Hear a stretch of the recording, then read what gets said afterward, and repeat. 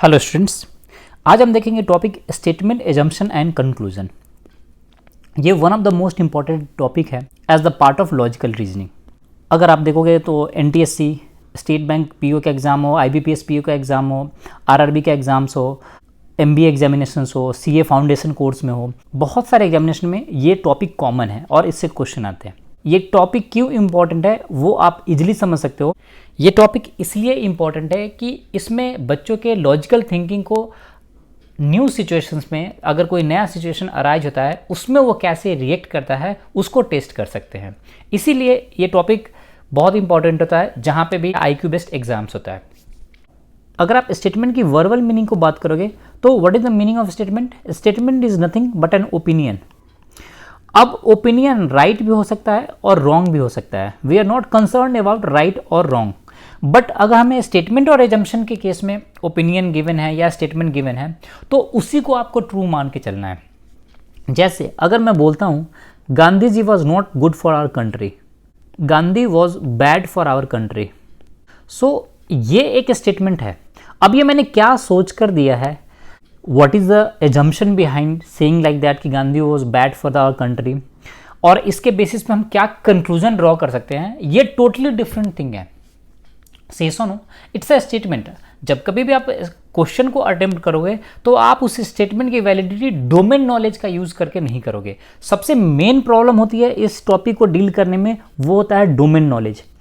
जैसे अगर आपको किसी क्वेश्चन में ये गिवन है कि Gandhi ji was bad for our country और उसके बेसिस पे कुछ कंक्लूजन्स या कुछ एजम्पशन दिए हुए हैं, आप इंस्टेंटली अपने पास जो नॉलेज है गांधी जी के बारे में वो आप उसमें इंप्लीमेंट करना शुरू कर देते हो। तो मोस्ट पार्ट है कि आप डोमेन नॉलेज, दैट इम्प्लाई जो पहले से आपको जानकारी है या जो फीलिंग है या थॉट है वो आप नहीं यूज करोगे। आपको यूज क्या करना है, जो स्टेटमेंट्स में गिवन ओपिनियन राइट भी हो सकता है, ओपिनियन रॉन्ग भी हो सकता है। So you are not suppose to जज वेदर इट इज राइट और wrong. What you have to do, you have to find the assumption behind that statement, कि वो क्या सोचकर बोला गया होगा। जैसे इसको एक एग्जाम्पल से एलोबरेट कर लेते हैं। स्टेटमेंट गिवन है कि morning walks are good for health. अब यहाँ पे सिंपली गिवन है इंफॉर्मेशन मॉर्निंग वॉक के बारे में और गुड फॉर हेल्थ के लिए। अगर बच्चे आप कंक्लूजन को देखोगे तो कंक्लूजन वन में क्या कह रहा है, all healthy people go for morning walks. यहाँ पे बच्चों ऑल हेल्दी पीपल के बारे में कोई भी इंफॉर्मेशन गिवन नहीं है, तो आप सिंपली इसको क्या बोलोगे, कंक्लूजन ये रॉन्ग है। अब यहाँ पे हम अपना जो डोमेन नॉलेज है, जो अपनी पर्सनल थिंकिंग है, उसको इंप्लीमेंट, उसको इंसर्ट नहीं करेंगे। जैसे आप ये सोचोगे क्या स्विमिंग करना गुड फॉर हेल्थ नहीं है, वो भी गुड फॉर हेल्थ है। क्या जिम जाना गुड फॉर हेल्थ नहीं है, ये भी गुड फॉर हेल्थ है। क्या वॉकिंग गुड फॉर हेल्थ नहीं है, ये भी गुड फॉर हेल्थ है। बट ये सारे डोमेन नॉलेज का पार्ट है, ये आपको पता है, यहाँ पे स्टेटमेंट को नहीं पता है कि ये सब भी होता है। सो जब कभी भी आप स्टेटमेंट, एजम्पशन एंड कंक्लूजन के क्वेश्चन को सॉल्व करते हो, सबसे पहले आप ये मान के चलो कि आपको कुछ नहीं आता। आपको आता क्या है, जो स्टेटमेंट गिवन है, से सुनो, और अपना जो डोमेन नॉलेज है उसको आप एक साइड रखो और स्टेटमेंट एंड एजम्पशन के क्वेश्चन को एक साइड। जैसे अगर आप कंक्लूजन 2 की बात करो तो यहाँ पे गिवन है evening walks are harmful. Statement में इवनिंग वॉक के बारे में एक टर्म भी मेंशन किया हुआ नहीं है, तो सिंपली आप यहाँ से क्या बोलोगे, ये कंक्लूजन सेकंड भी रॉन्ग है। तो आपको करना क्या है, जैसे ही कोई स्टेटमेंट मिले आप उसमें कीवर्ड को हाईलाइट कर दो। जैसे यहाँ पे कीवर्ड था मॉर्निंग, यहाँ पे गुड फॉर हेल्थ, और जो कंक्लूजन में कीवर्ड है उसको हाईलाइट कर लो। जैसे यहाँ पे ऑल हेल्दी पीपल, यहाँ पे इवनिंग वॉक, और इसको कोरिलेट करो कि क्या ये स्टेटमेंट से कनेक्टेड है, क्या ये स्टेटमेंट से कनेक्टेड है। अगर कनेक्टेड है वेल तो ठीक है, अगर कनेक्टेड नहीं है तो रॉन्ग है। सिंपल। जितना आप इसमें चीज़ों को कॉम्प्लिकेट करोगे, मर्ज करने की कोशिश करोगे डोमेन नॉलेज को, आप उतनी ही गलतियां करते जाओगे स्टेटमेंट एंड एजम्पशन के क्वेश्चन में। ये होता बहुत ही स्ट्रेट है, बट बच्चे इसको अपने डोमेन नॉलेज और जो गिवन स्टेटमेंट है उसको मिक्स कर देते हैं और बाय वर्च्यू ऑफ दैट वो क्वेश्चन सॉल्व नहीं कर पाते हैं। आपने क्या करना है, की वर्ड्स को हाईलाइट करना है। यहाँ पे मैंने एक वर्ड और हाईलाइट कर रहा है, क्वांटिफायर। जैसे ही कीवर्ड हाईलाइट करते हैं आप उसके साथ साथ ये alone, no further, means, only one, only, all, can never, anyone, ये सारे रिस्ट्रिक्टिव कंडीशन को इंडिकेट करता है। सो जब कभी आप क्वेश्चन अटेम्प्ट करते हो इन सारे वर्ड्स पे जरूर ध्यान देना। यही सारे वर्ड्स आपको गाइड करेंगे you are going in the right direction और you are going in the wrong direction. अगर आप वर्बल मीनिंग की बात करोगे, डेफिनेशन बाय स्टेटमेंट एजम्पशन, तो बहुत सारे बुक में कुछ इस तरह का गिवन रहता है कि an assumption is something suppose to be taken for granted that is a fact that can be accepted as true considering the contents of the given statement. ये सारी चीज़ें आप कहीं पे भी गूगल आउट करोगे तो आपको मिल जाएगा। आपको करना क्या है, डोमेन नॉलेज को एक साइड रखना है, डोमेन नॉलेज को यूज़ ही नहीं करना है, इग्नोर इट, ये किसी काम के लिए नहीं है। दूसरा, कीवर्ड्स, हाईलाइट द कीवर्ड्स, और उसके बाद थर्ड पॉइंट, क्वांटिफायर को आप पर्टिकुलरली अटेंशन दो। यही आपको गाइड करेंगे कि आपको राइट डायरेक्शन में जाना या रॉन्ग डायरेक्शन में जाना है। So this is small introduction of statement and assumption. Now we will see 20 odd questions to see how to proceed or how to solve the question. Question number 1. इसमें क्या कह रहा है बच्चों, स्टेटमेंट में the state government has unilaterally increased by 5% octroi on all commodities entering into the state without seeking approval of the central government. इसमें keywords को अगर आप हाईलाइट करोगे तो unilaterally, state government, octroi, without seeking approval of central government. अगर आप assumption में highlight करोगे कीवर्ड्स को तो फर्स्ट में क्या है, may be able to implement, second में क्या है, सेंट्रल गवर्नमेंट मे अग्री, और थर्ड में क्या है, state government may be able to earn considerable amount. अब देखो कह रहा है स्टेट गवर्नमेंट ने यूनिलैटरली ऑक्ट्राई को इंक्रीज कर दिया है। ऑक्ट्राई क्या होता है, जो inter state transfer of goods होता है वो उस पर लगने वाला टैक्स। तो अगर स्टेट गवर्नमेंट ने यूनिलैटरली इंक्रीज कर दिया है तो ये क्या सोच के क्या होगा, कहीं ना कहीं तो होप होगा कि सेंट्रल गवर्नमेंट उस बात पे क्या हो जाए, एग्री कर जाए। नहीं हो, 100% होप नहीं हो, एटलीस्ट 10% तो होप होगा, 5% तो होप होगा, 20% तो होप होगा। अगर होप ही नहीं होगा, अगर वो पहले ही स्टेट गवर्नमेंट कन्विंस हो जाएगा कि सेंट्रल गवर्नमेंट अग्री नहीं होगा तो स्टेट गवर्नमेंट वैसा डिसीजन ही नहीं लेता। कॉमन लाइफ में भी आप ऐसा देखते हो, अगर डिसीजन आपको पहले से पता है कि कोई डिसीजन ले और वो इम्प्लीमेंट नहीं हुआ तो आप डिसीजन लोगे ही नहीं। तो यहाँ से हम ये बोल सकते हैं कि स्टेट गवर्नमेंट को ऐसा फील हो रहा होगा, ऐसा उम्मीद होगा कि स्टेट गवर्नमेंट अपने डिसीजन को क्या कर दे, इम्प्लीमेंट कर पाए। तो ये फर्स्ट अजम्पशन क्या होगा बच्चे, ट्रू। सेकंड में क्या है, central government may agree to support the state government decisions, ये तो इसी अजम्पशन 1 के प्रोस्पेक्टिव में है, तो ये भी क्या है, ट्रू है। थर्ड में देखेंगे state government may be able to earn considerable amount. अब देखो ऑक्ट्राई टैक्सेस क्यों लगता है, ऑब्वियस सी बात है, आपका मेन प्राइम मोटो क्या होगा, टैक्स इंप्लीमेंट करना, दैट इम्प्लाई अपने रेवेन्यू को इंक्रीज करने के लिए। तो प्राइम मोटो तो डायरेक्टली लिंक्ड है यहाँ पे स्टेटमेंट से, तो हम क्या बोलेंगे, ये भी करेक्ट है। सो यहाँ से हमें आंसर क्या मिलेगा, all are implicit, option number C. Question number 2, इसमें क्या कह रहा है बच्चों, स्टेटमेंट में अगर आप देखोगे तो कह रहा है x chocolate is ideal as a gift for someone you love. ये एडवर्टीजमेंट है। एजम्पशन क्या कह रहा है बच्चों, एजम्पशन 1 में देखोगे तो people are generally give gifts to loved ones. Okay, second assumption में क्या है, यहाँ पे ये इन्फ्लुएंस नहीं इन्फ्लुएंस है बच्चे, ये कह रहा है such advertisement generally influence people. Okay, third में क्या है, chocolate can be considered as gift item, तो चॉकलेट और गिफ्ट आइटम। अब देखो हमने कीवर्ड्स हाईलाइट कर दिया। स्टेटमेंट में क्या कह रहा है कि X chocolate is ideal as a gift for someone you love. तो फर्स्ट में क्या है, people generally give gifts to loved one. Obvious सी बात है, अगर आप चॉकलेट को गिफ्ट कंसीडर कर रहे हो किसके लिए, लव्ड वन के लिए, तो ऑब्वियस सी बात है फर्स्ट एजम्पशन को क्या मानोगे, करेक्ट मानोगे, से सो नो। तो यहाँ से क्या मिलेगा, ये एजम्पशन ट्रू है। सेकंड में क्या है, सच एडवर्टीजमेंट जनरली इन्फ्लुएंस पीपल। अब यहाँ पे ये टर्म जनरली का क्या मतलब है, जनरली मतलब हो सकता है 10% लोगों को इम्पैक्ट करे, हो सकता है 20% लोगों को इम्पैक्ट करे, हो सकता है 80% लोगों को इम्पैक्ट करे। तो कहीं ना कहीं एडवर्टीजमेंट अगर हम कोई कंपनी या कोई भी बनाता है तो ऑब्वियस ही बात है उसका इम्पैक्ट तो होगा ही। 0% इम्पैक्ट हो तो एडवर्टीजमेंट आएगा ही नहीं। इसको आप ऐसे कोरिलेट भी कर सकते हो, सोच सकते हो, जैसे अगर लिखा हुआ है, सपोज आप अंडमान निकोबार घूमने गए हो और वहाँ पे ओशियनिक बीच पे लिखा हुआ है कि डोंट गो बियॉन्ड 200 मीटर्स। अगर ये होर्डिंग्स पे लिखा हुआ है तो आप क्या सोचोगे? एक बार तो आपके मन में आएगा ही आएगा कि 200 मीटर से आगे नहीं जाना है, there would be some danger. So अगर एडवर्टीजमेंट हो, होर्डिंग्स हो और कुछ भी हो, उसका इन्फ्लुएंस तो होगा ही, जनरली तो होगा। 100% लोगों के लिए नहीं होगा, आई डू अग्री, बट कुछ लोगों पे होगा। तो हम क्या बोलेंगे? ये भी करेक्ट है। लास्ट में क्या है? Chocolate can be considered as gift item. ये स्टेटमेंट में क्लियरली गिवन है, chocolate is ideal as a gift for. तो यहां से हम क्या बोलेंगे? ये भी इम्प्लिसिट है। तो आंसर हमारा क्या होगा? Option number D, all are implicit. Question number 3, इसमें क्या कह रहा है स्टेटमेंट में बच्चों? Quality of a life a person is not dependent only on his wealth.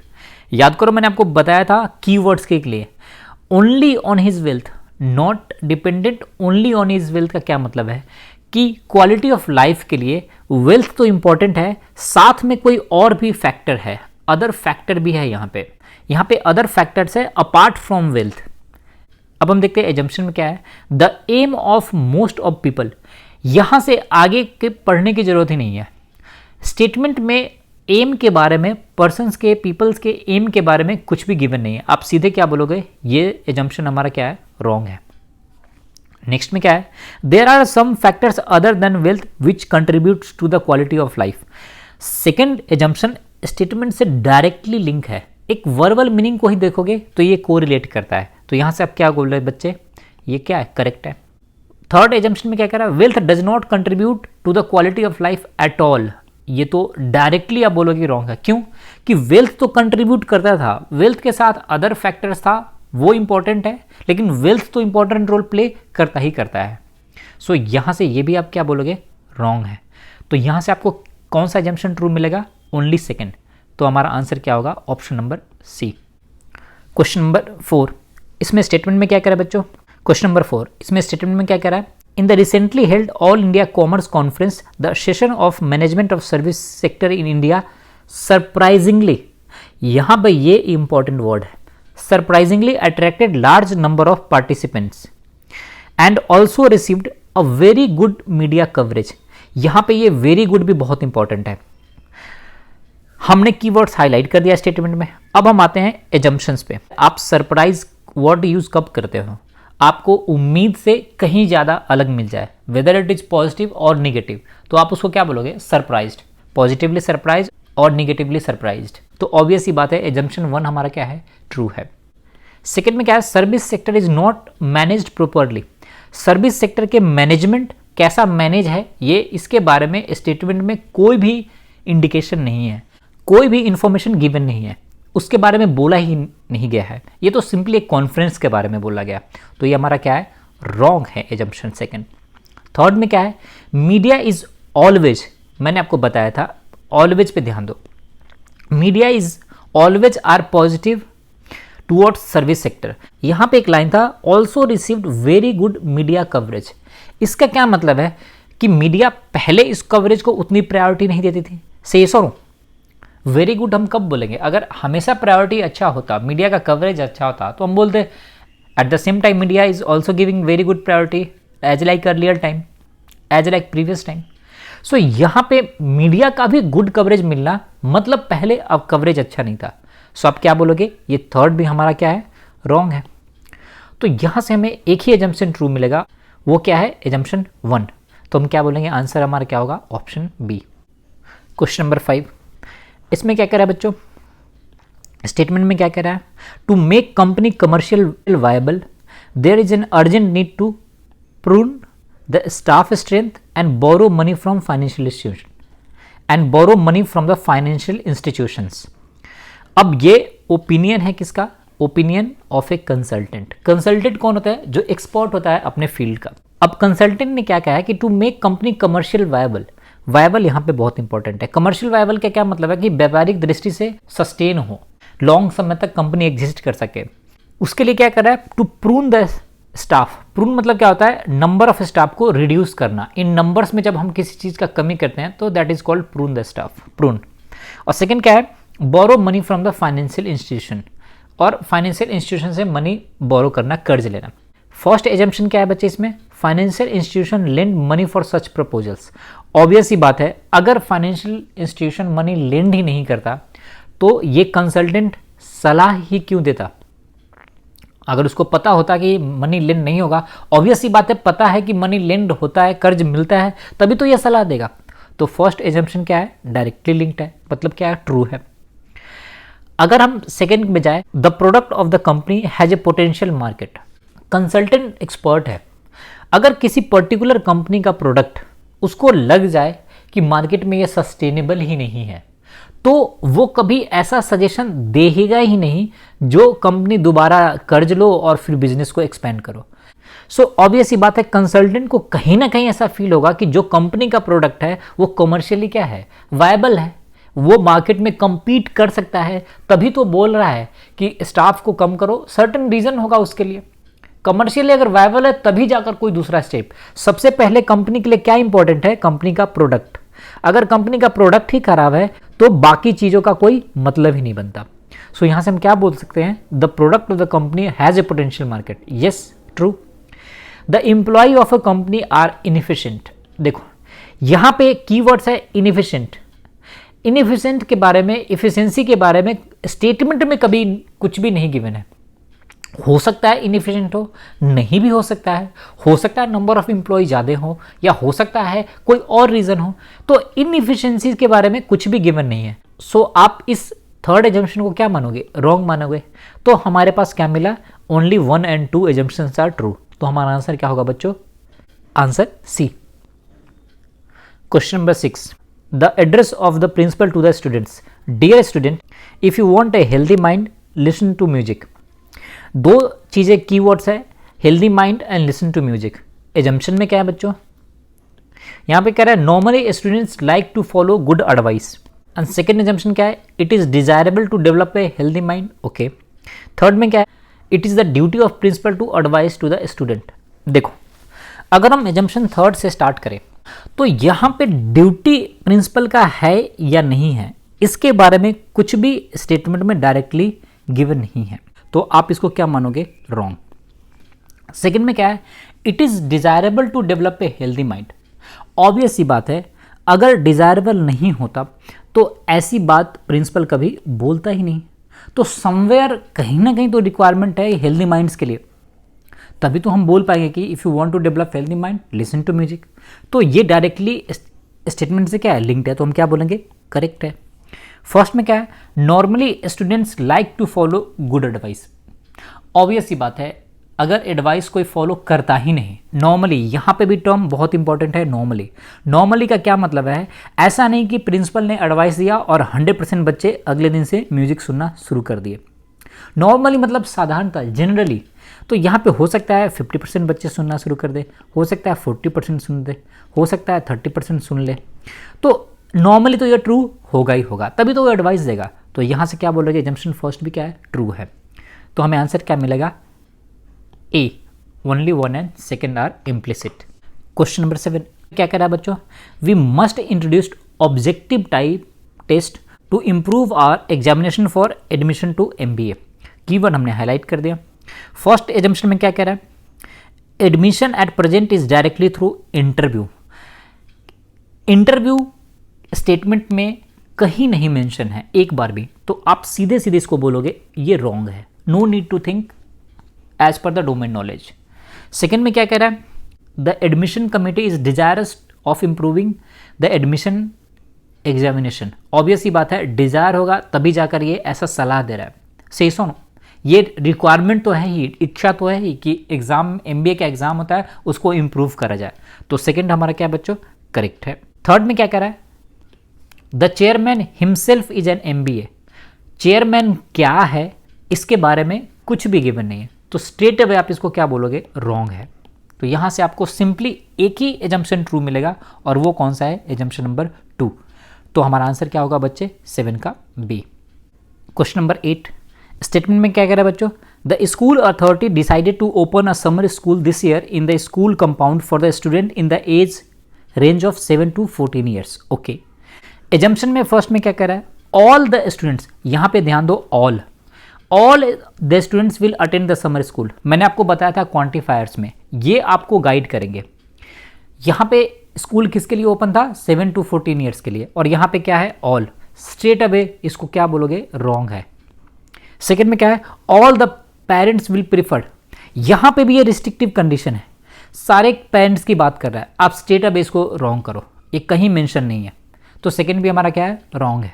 Third पे क्या कर रहा है, those who can not afford to go out, affordability के बारे आगे पढ़ने की जरूरत नहीं है, those who can not afford, affordability के बारे में स्टेटमेंट में कुछ भी गिवन नहीं है, so no need to read further, इसको आप सीधे क्या बोलोगे बच्चे, रॉन्ग है।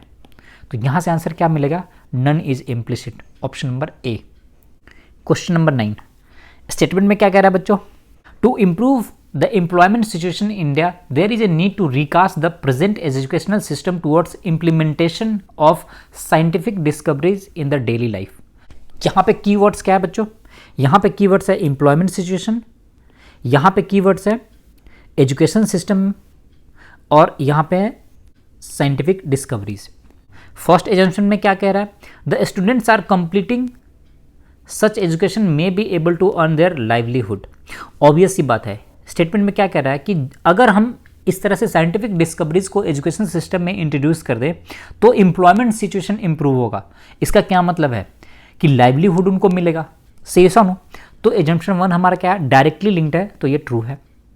अगर हम सेकेंड एजम्पशन की बात करें, this may bring meaning of education in the mind of the youth.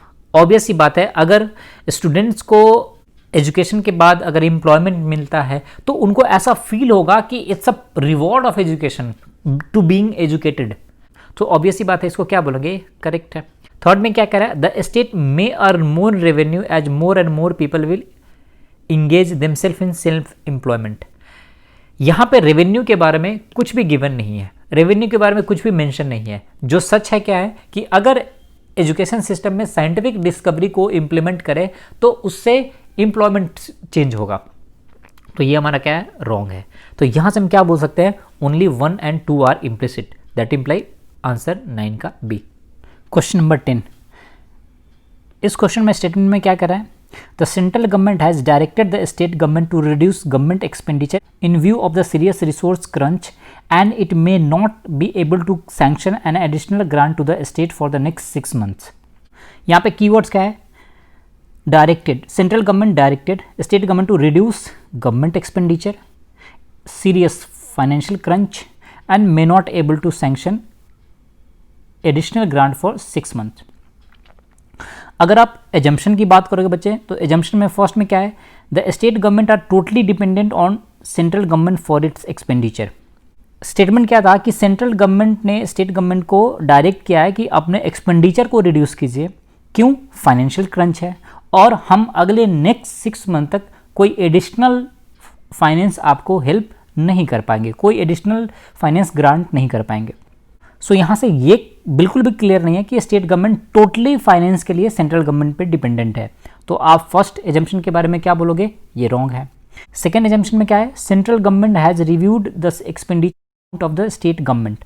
अगर सेंट्रल गवर्नमेंट ने एक्सपेंडिचर को रिड्यूस करने के लिए बोला है तो ऑब्वियस सी बात है, उसको खर्च का ब्यौरा उसके पास है, सेंट्रल गवर्नमेंट के पास, तभी तो वो बोल पाएगा कि अपने खर्चे को आप रिड्यूस कीजिए, एक जो भी एक्सपेंडिचर है उसको कंट्रोल कीजिए।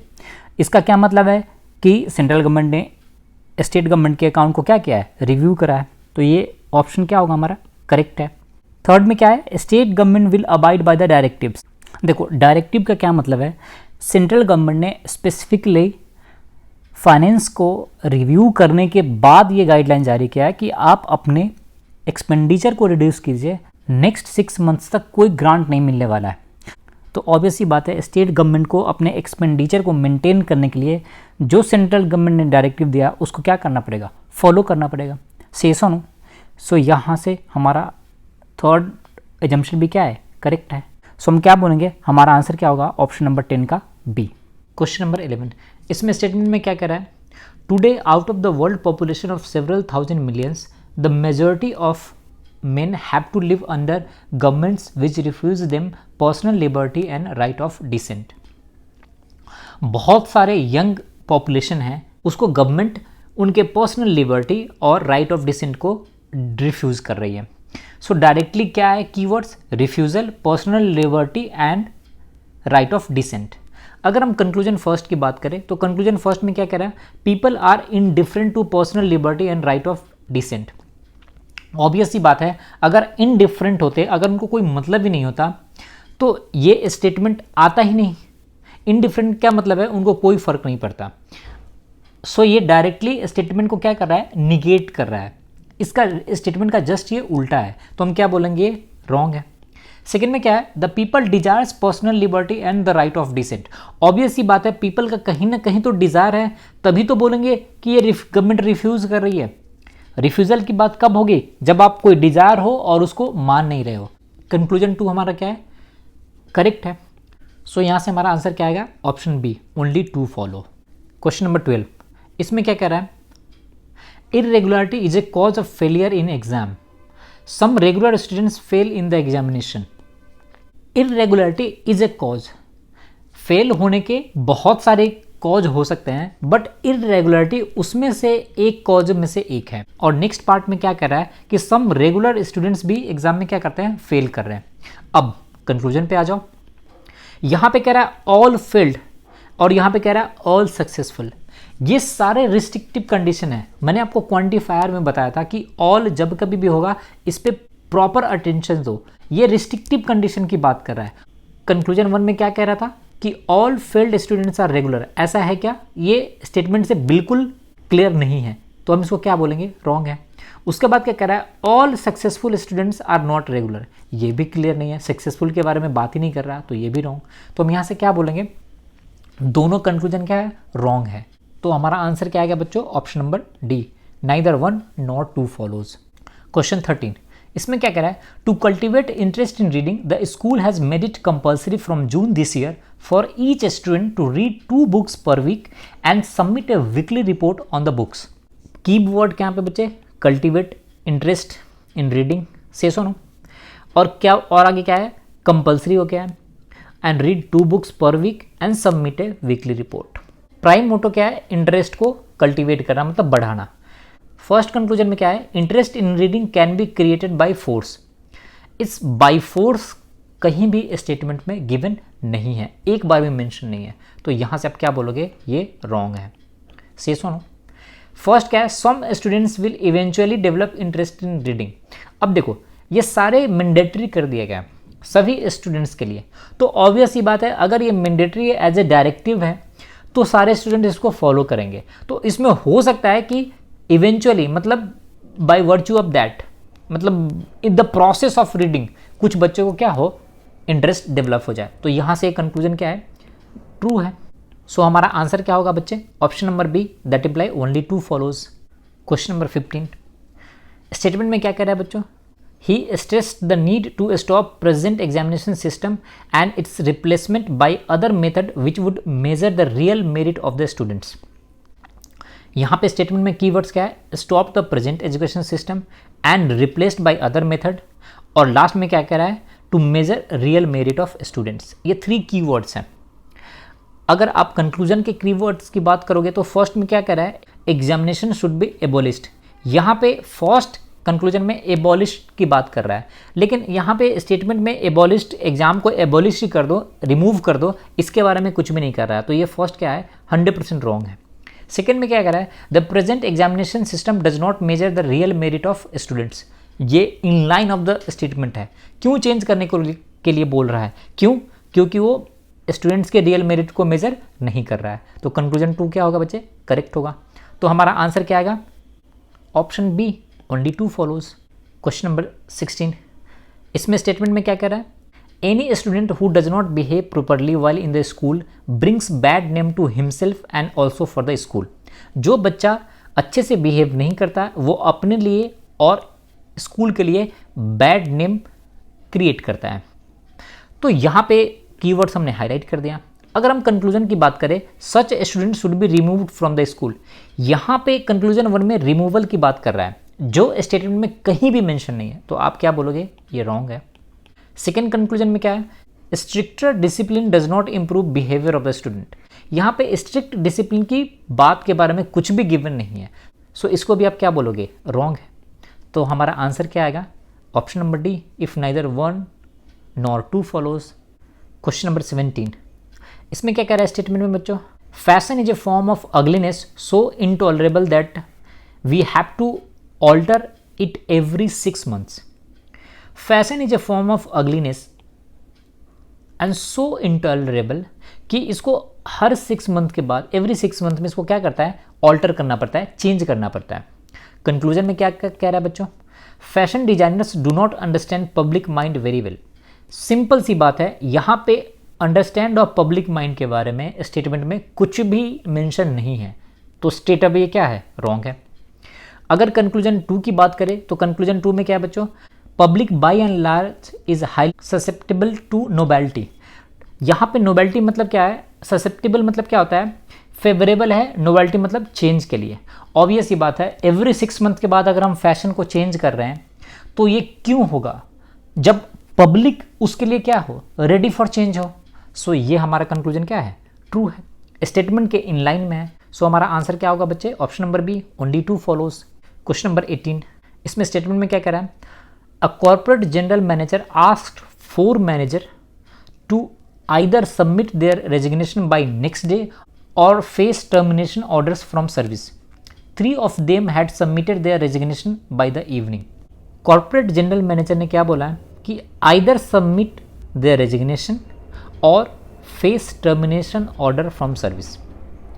और एक और लाइन है गिवन है कि 3 of them submitted their resignation by that evening.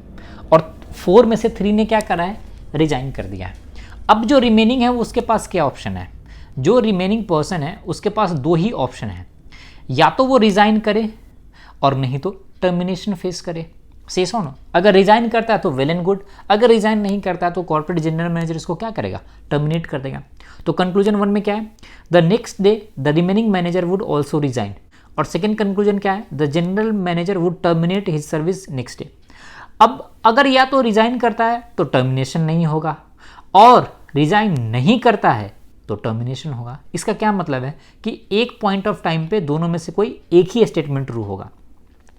सो बच्चों हमारा आंसर क्या होगा, if either 1 or 2 follow, option number C. Statement में क्या कह रहा है, until our country achieves economic equality political freedom and democracy would be meaningless. Democracy और पॉलिटिकल फ्रीडम के लिए सबसे मोस्ट इंपॉर्टेंट पॉइंट क्या है, इकोनॉमिक इक्वालिटी को अचीव करना। कंक्लूजन में क्या कह रहा है, political freedom and democracy go hand in hand, ये दोनों एक साथ जाते हैं, इसके बारे में कुछ भी हमें गिवन नहीं है। सेकेंड कंक्लूजन क्या है, economic equality lead to the real political freedom and democracy. Obvious सी बात है, ये इन लाइन ऑफ स्टेटमेंट है। अगर इकोनॉमिक इक्वालिटी अचीव होता है तो पॉलिटिकल फ्रीडम और डेमोक्रेसी क्या होगा, मीनिंगफुल होगा। तो हम क्या बोलेंगे, ऑप्शन 2 क्या है, करेक्ट है। सो हमारा आंसर क्या आएगा, option number B, only 2 follows. Question number 20, statement में क्या कह रहा है, only good singers are invited in the conference, no one without sweet voice is a good singer. Okay, conference में कौन आएगा, गुड सिंगर, से सुनो, और sweet voice is prerequisite of good singer. Conclusion में आ जाओ, all invited singers in the conference have sweet voice. Obvious ही बात है, जो गुड सिंगर होगा वही इनवाइटेड है, और गुड सिंगर कौन सा है, जिसका स्वीट वॉइस है, तो सिंपली क्या बोलेंगे, फर्स्ट करेक्ट है। सेकेंड में क्या है, those singer who does not have sweet voice are not invited in the conference. Obvious ही बात है, जिसका स्वीट वॉइस नहीं होगा वो गुड सिंगर नहीं होगा, और गुड सिंगर नहीं होगा तो इन्वाइटेड नहीं होगा। तो यहाँ से भी क्या है, सेकेंड भी करेक्ट है। तो हमारा आंसर क्या आएगा, option number E, both 1 and 2 follows. So बच्चों हमने आज देखा 20 question of statement assumption and conclusion. I hope आपको ये अच्छा लगा होगा।